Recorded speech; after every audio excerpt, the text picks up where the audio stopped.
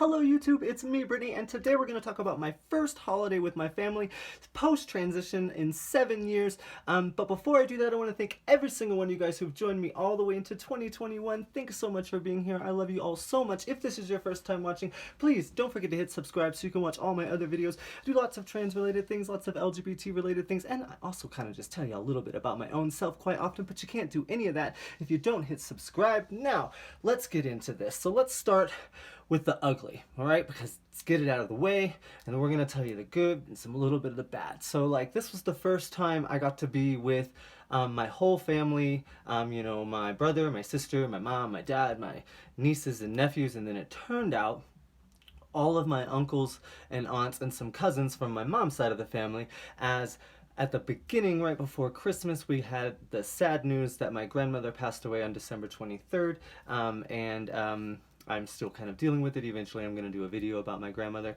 and let you guys know kind of but I don't want to cry. So I'm just going to stop talking about it now.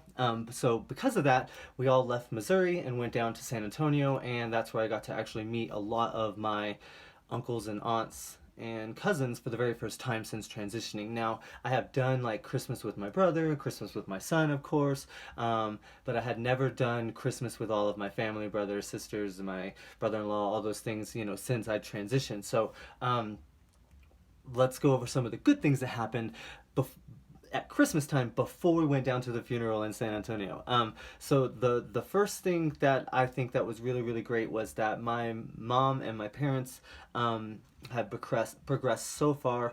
My mom very rarely misgenders me, very rarely says my dead name. My father really doesn't say my dead name at all anymore.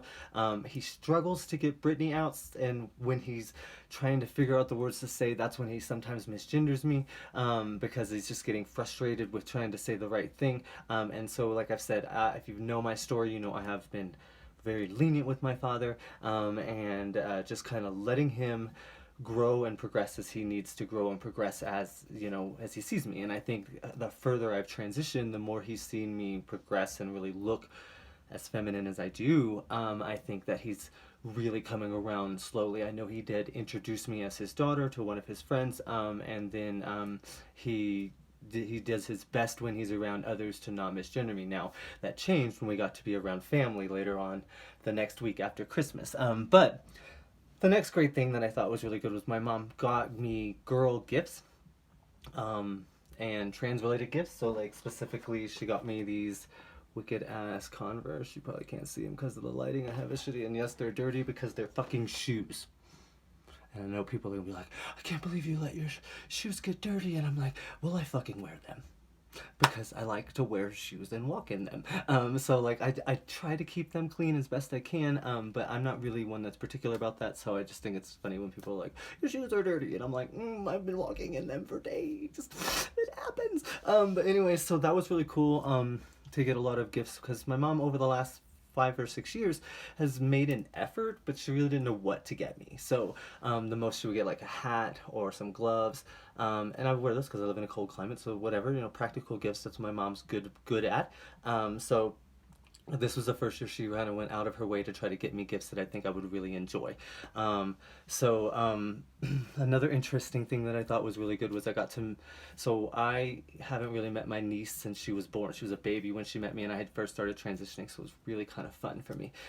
So I got to explain, you know, what transgender is, because now that she's old enough, she's asking questions. So, you know, I got to explain transgender to her and transgender to my nephew, who is 9, who was, you know, 3 or 4 when I first started transitioning and I was around him. But now they look at me now and they don't see anything like what they've seen before. And my youngest niece, Maggie, she doesn't remember anything. She was a baby. So she's really just kind of getting to know me. It's really kind of, for me, I like that relationship. For one, I have a great relationship with my oldest niece. I think I mean, I love her. She's great. But I think that Maggie's going to be one of my favorites because of the fact that she's untainted. Like, she doesn't know previous life before. So that was really great. Another great thing over the entire encompassing trip down to Texas, meeting my uncles and aunts for the first time, was I was never dead named. That's a positive thing. So some people have to deal with being dead named all the time, and that's very frustrating.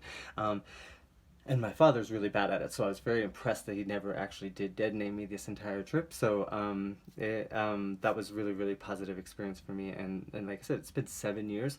A lot of my uncles and aunts and cousins in Texas who never met me personally since I've transitioned, they have been following me via social media and, you know, YouTube and my Facebook and all those other things. So like, it's not like they don't know who I am and they don't know of me, but this was their first time actually having to interact with me personally, and none of them dead named me at all the entire week. However, all of them misgendered me at some point.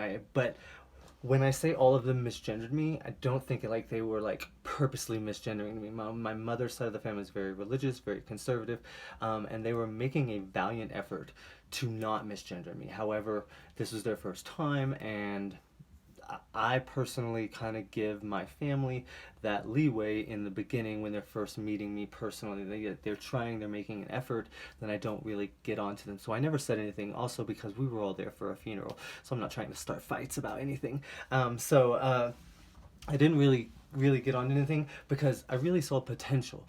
You know, my aunt called me the right gender and the right name almost every time, and then I think once or twice she slipped up and said he or sir, but in the instances that she was doing it, she was doing something that was meant to be like a polite gesture, like a yes sir, thank you sir, things like that, and so like it hurt, but I knew the intention was not with ill content, malcontent, whatever the right words are. You know, I'm blank when it comes to words sometimes, but anyways, like, so like I just took the time to regather myself and just kind of move on through it, and know that they were trying, and this is not something she noticed she did, and neither did my other aunts and uncles and cousins. I don't think they ever noticed when they did it. I think they were purposely noticing when they were not doing it, because you could see they were trying, and that's the potential that I'm talking about. Like there's a difference if I was down there and they were all just blatantly misgendering and blatantly dead naming me, but they were all making a valiant effort to do the right thing, and so like that's why I brush it off whatever happened, because I know that in the future it's going to get better and better and better. That's just all I really have to talk about. I just kind of rambled on through there, but anyways, thanks for watching, guys. Please don't forget to hit subscribe if you haven't already. Remember, you can follow me on Facebook at Brittany Rose, Insta at Brittany Rose, Twitter at Brittany Rose 2. Yeah, I love all of you guys. Be safe out there. Bye bye.